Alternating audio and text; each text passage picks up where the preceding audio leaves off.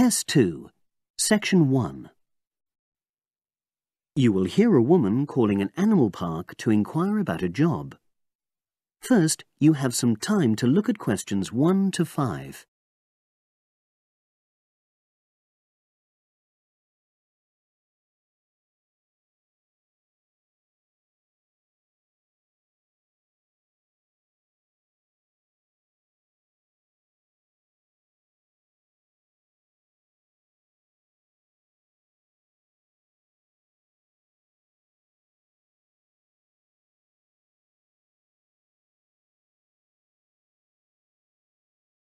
You will see that there is an example which has been done for you. On this occasion only, the conversation relating to this will be played first.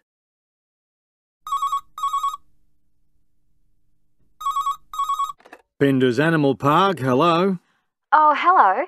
I'm ringing to ask whether you have any jobs available.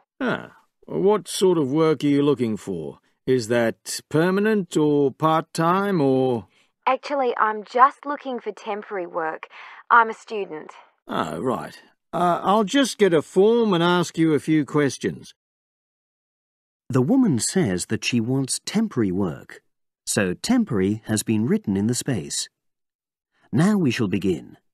You should answer the questions as you listen, because you will not hear the recording a second time. Listen carefully and answer questions 1 to 5.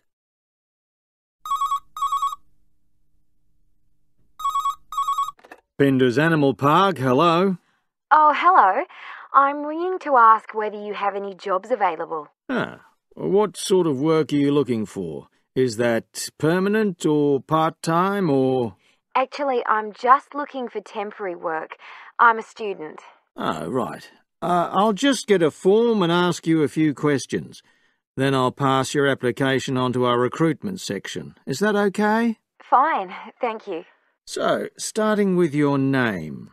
It's Jane Lammerton. Is that Lammerton? There's only one M in it. Oh, right. And your address? It's 42 West Lane. Right. And is that in Exeter? Yes. OK. And can you give me your mobile phone number? 07792 430 921. Right. Now, the next thing is, when are you available to start work? I finish college on the 8th of June. That's in 3 weeks' time. But I can't start work till the 11th because I've got a hospital appointment on the 10th of June. No problem. Now, I need to ask you a few questions about the type of job that might be suitable. Do you have any particular kind of work in mind? It doesn't necessarily mean that you will get work in the field that you want, but I can record your preferences. Well, I'd do anything. And I have worked as an assistant animal keeper before, when I was still at school. But I'm studying at a catering college now, and I'd really like to get some experience as an assistant cook, if possible. Right. So that's your first choice. Have you done that kind of job before? No, but I've helped my aunt sometimes. She runs a cafe in Exeter. Would you say you've got any relevant skills then? Well, I'm used to using the kind of equipment you usually find in a kitchen. Before you hear the rest of the conversation, you have some time to look at questions 6 to 10.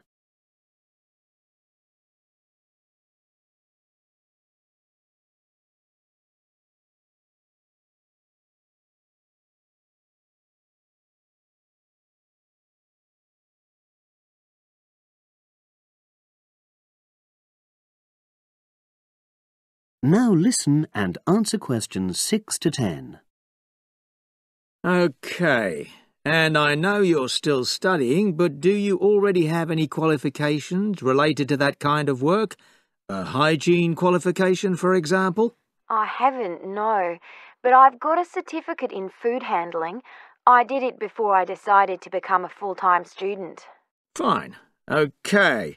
That means you wouldn't need any specific training if you did get the kind of work you wanted. but you'd have to do a short course on first aid. All our new employees do that. It just takes half a day, and most people find it generally useful. Oh, yes, I'm sure it is. Well, that's about it, really. Just one last thing. Can you give me the name of someone who would give you a reference, like a previous employer or... Oh, yes. You can put Dr. Ruth Price. OK. Is that one of your college lecturers? She's my college tutor. She's known me for over 2 years, and I'm sure she wouldn't mind. In fact, she's given me a reference before. Fine. We'd probably contact her by phone. Do you happen to know her number? I've got it on my phone, yes. It's 0208 685 114. That's a landline. Good. Well, as I say, I can't promise anything, but I'll pass your application on, and you should hear in a few days. Is there anything else? Just one thing. I suffer from a particular type of colour blindness, and sometimes employers have to make special arrangements for that. OK, I'll make a note of that. It won't be a problem, but it's good that you've made us aware of it. You can provide us with more details if you're offered a job. OK. Thanks very much. Bye. Bye. That is the end of section 1. You now have half a minute to check your answers.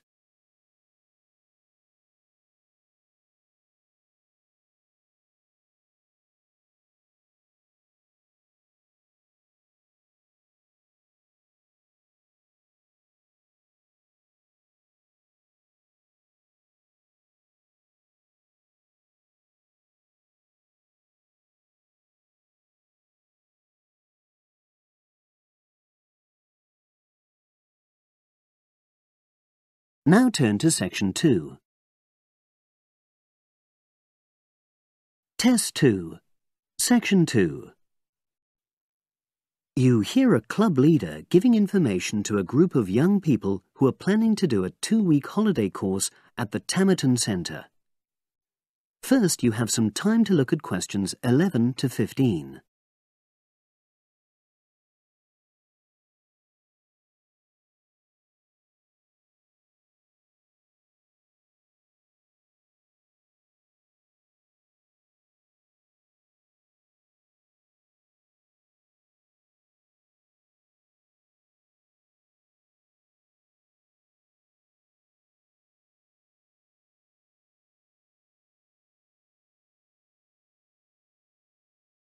Now listen and answer questions 11 to 15. Hello, everyone. I've been asked to talk to you this afternoon about next month's trip to Tamerton Study Center for the 2-week course. Now, some of the things I'm going to say you may have already heard or read about, but I think it's important to emphasize a few key points. First of all, it's worth reminding you why Tamerton was set up in the first place, in the late 1960s. That was really before all the concern with preserving the environment, which everyone talks about these days. The idea was simply to get people out of the cities and into the country and to find out that just being outdoors can be very rewarding. This is not going to be a holiday in the usual sense. It's called an adventure course because you'll really be stretched to your limits, but that in itself can be a positive thing. The group I took last year, for example, said that although they actually felt pretty weak and exhausted all the time, it really made them learn a lot about themselves and increased their confidence. And in the end, that's the most important thing. Now, all of you knew about policies at Tamerton before you signed up for it, so you know that in many ways it's quite old-fashioned. You don't have a lot of choice in what you do. But something which I think makes the place so special is that you get to try so many different things every day. For instance, one day you'll do climbing, and the next you'll be surveying rock pools. It's not intended that you become an expert in any of them. It's more like a taster, which you can follow up if you want. And there isn't a lot of free time. Organized activities and talks, etc., go on until 9 p.m., and lights go out at 11 p.m. There are table tennis tables with all the equipment and board games, though I have to say the pieces often go missing, so it's a good idea to take your own. There's a DVD player with a good selection of films suitable for this age group, so don't take yours. Bedtime at 11 p.m. is strictly enforced, and there's a good reason for this. You're all under 18, and we organizers need to know that all group members are accounted for in the house as we close for the night. And of course, you'll be so exhausted anyway that you'll be too sleepy to want to cause any trouble. Now you have some time to look at questions 16 to 20.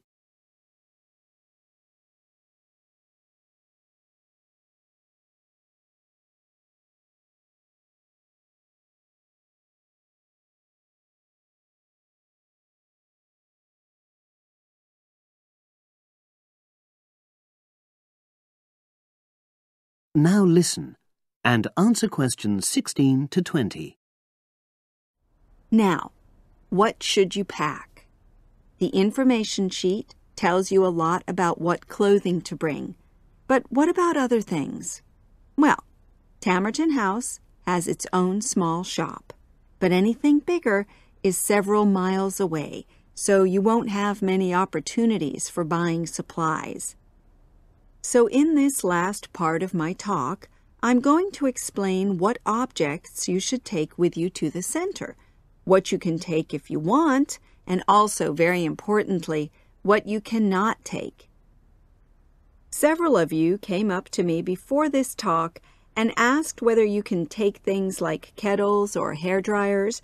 The answer is there are plenty of these electrical appliances available in the center, and they are of the proper voltage and are checked regularly. Yours may not be, so the rules at Tamerton say you can't bring them into the center because it's considered a fire risk. Remember, it's a very old house. Now, another question was about cell phones. Although you definitely can't have them on during inside talks, you equally definitely need them when you're out on exercises. So they're a must, I'm afraid. Anybody who wishes to talk to me about borrowing a phone for the fortnight, please see me after this talk. Now, the weather's heating up at the moment, and you'll be outdoors a great deal. If you wear proper clothing, especially a hat, sun cream is optional. Also, they sell high-factor cream in the shop, so you don't have to take any of your own unless there's a special kind you use. Now, there's a special note about things like deodorants, which come in aerosol cans. I need to tell you that these are banned in the center because apparently they have the habit of setting off the fire alarms. If you want to take an aerosol can, you'll actually be at risk of being told to leave. And finally, people have been asking about whether they need to take towels. Well, the center does provide 1 towel per guest, which you're required to wash yourself. If you're happy with that, then don't bring another. If not, take one of your own. Just remember how much outdoor exercise you'll be doing and how dirty and wet you'll be getting. That is the end of section 2. You now have half a minute to check your answers.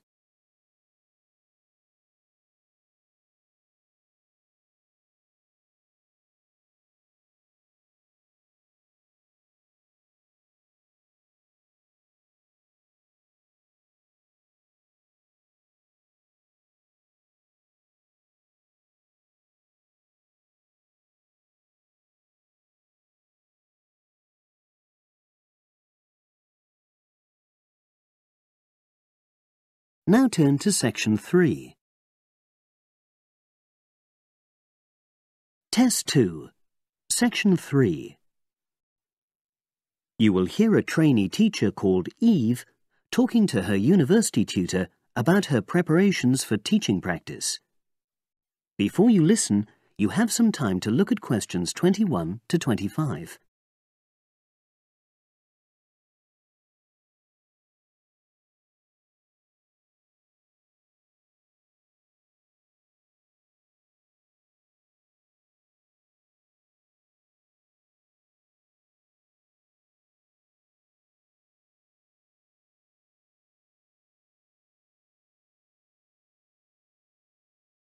Now listen and answer questions 21 to 25.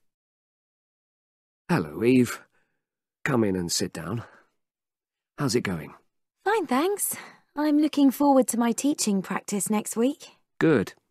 Now, you've got 2 classes, haven't you? Year 3 and Year 6. Have you done your lesson plans? Well, I've decided to take the topic of renewable energy. I haven't done a lesson plan for Year 6 yet, but I thought I'd base their lesson on an example of very simple technology. So I've brought this diagram to show you. I got it from the internet. Let's see. A biogas plant. So this is equipment for producing fuel from organic waste? Yes. The smaller container on the left is where you put the waste you've collected. Right, and from there it's piped into the larger tank. That's right. And that's slurry on the base of the larger tank. Right. And what exactly is slurry? It's a mixture of organic waste and water. So is that pipe at the bottom where the water comes in? Yes, it is. As the slurry mixture digests, it produces gas, and that rises to the top of the dome. Then, when it's needed, it can be piped off for use as fuel in homes or factories. It's very simple. I suppose there's some kind of safety valve to prevent pressure build-up? That's the overflow tank. That container on the right. As the slurry expands, some of it flows into that, and then once some of the gas has been piped off, the slurry level goes down again, and the overflow tank empties again. I see. Well, I think that's suitably simple for the age level it's for. I look forward to seeing the whole lesson plan. Thanks. And can I show you my ideas for the Year 3 lesson? Of course. Let's look. Before you listen to the rest of the conversation, you have some time to look at questions 26 to 30.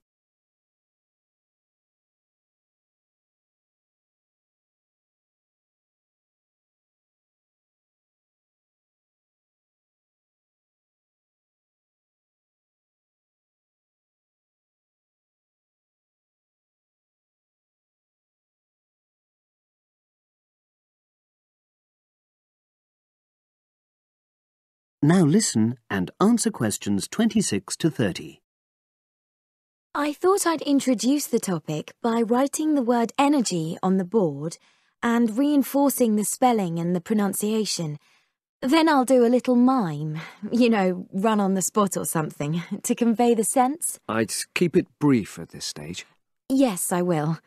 Then I'll wipe the word off and write the question, where does energy come from? And see what the pupils come up with. Fine. I'd suggest that you just brainstorm at this stage and don't reject any of their suggestions. Yes, that's what I was going to do. Then I've produced a set of simple statements like energy makes cars move along the road and energy makes our bodies grow. There are 8 altogether. Are you going to give them out as a handout or write them up on the board?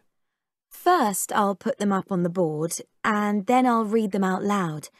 And I'll get the pupils to copy them out in their notebooks. I'll also ask them to think up one more similar statement by themselves and add it to the list. Good idea.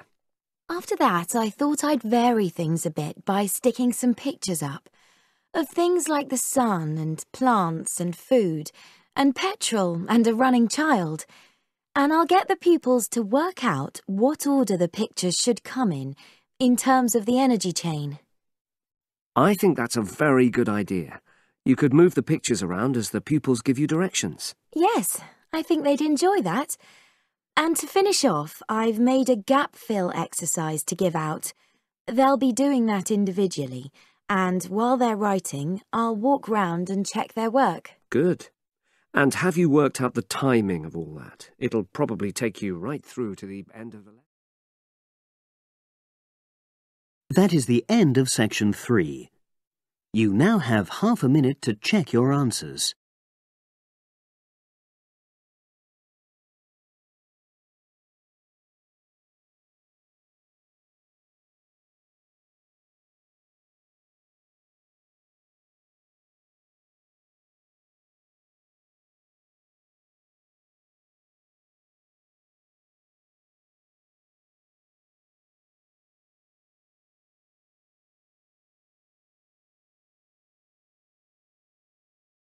Now turn to section 4. Test 2, section 4. You will hear a woman giving a talk at a popular science convention. She is describing research into artificial gills designed to enable humans to breathe underwater. Now you have some time to look at questions 31 to 40.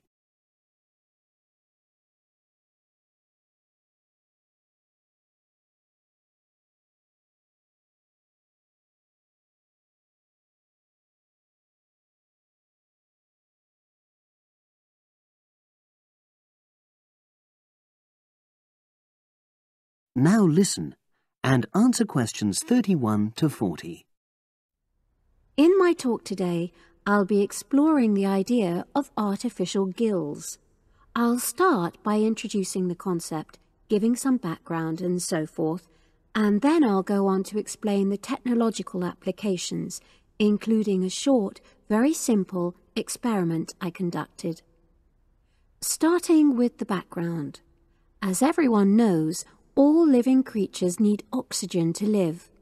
Mammals take in oxygen from the atmosphere by using their lungs, and fishes take oxygen from water by means of their gills, which of course in most fishes are located either side of their head. But human beings have always dreamt of being able to swim underwater like the fishes, breathing without the help of oxygen tanks. I don't know whether any of you have done any scuba diving, but it's a real pain having to use all that equipment. You need special training, and it's generally agreed that tanks are too heavy and big to enable most people to move and work comfortably underwater. So scientists are trying a different tack.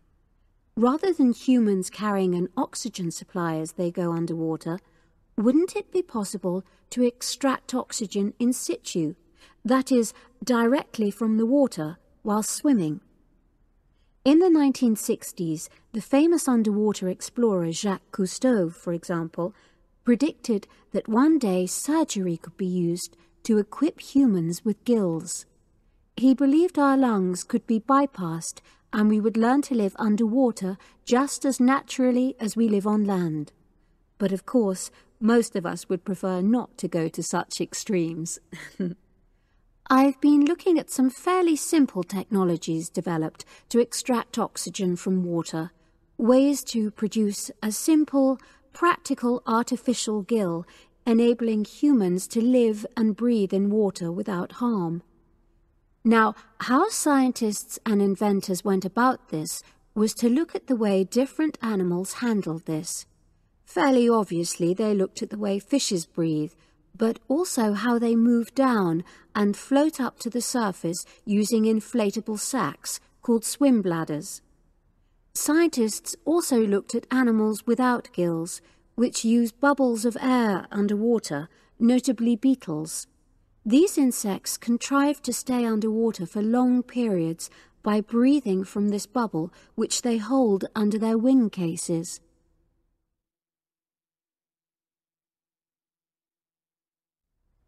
By looking at these animal adaptations, inventors began to come up with their own artificial gills. Now, making a crude gill is actually rather easy, more straightforward than you would think. You take a watertight box, which is made of a material which is permeable to gas, that is, it allows it to pass through inwards and outwards. You then fill this with air, fix it to the diver's face, and go down underwater. But a crucial factor is that the diver has to keep the water moving so that water high in oxygen is always in contact with the gill, so he can't really stay still. And to maximize this contact, it's necessary for your gill to have a big surface area. Different gill designers have addressed this problem in different ways, but many choose to use a network or lattice arrangement of tiny tubes as part of their artificial gills. Then the diver is able to breathe in and out. Oxygen from the water passes through the outer walls of the gill, and carbon dioxide is expelled. In a nutshell, that's how the artificial gill works. So, having read about these simple gill mechanisms, I decided to create my own. I followed the procedure I've just described, and it worked pretty well when I tried it out in the swimming pool. I lasted underwater for nearly 40 minutes. However, I've read about other people breathing through their gill for several hours. So the basic idea works well, but the real limitation is that these simple gills don't work as the diver descends to any great depth because the pressure builds and a whole different set of problems are caused by that. Research is being done into how these problems might be overcome, but that's another story, which has to be a subject of another talk. Despite this serious limitation, many people have high hopes for the artificial gill, and they think it might have applications beyond simply enabling an individual to stay underwater for a length of time. For example, the same technology might be used to provide oxygen for submarines, enabling them to stay submerged for months on end without resorting to potentially dangerous technologies such as nuclear power.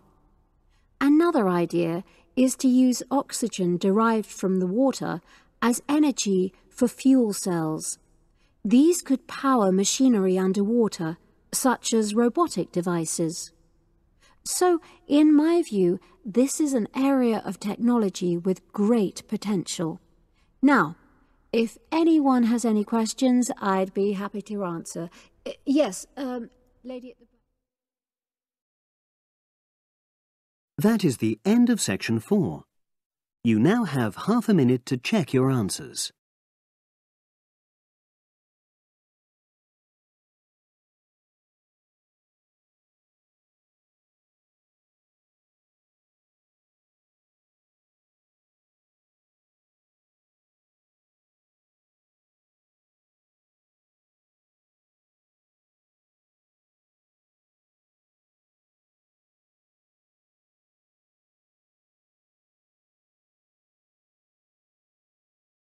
That is the end of the listening test. You now have 10 minutes to transfer your answers to the separate answer sheet.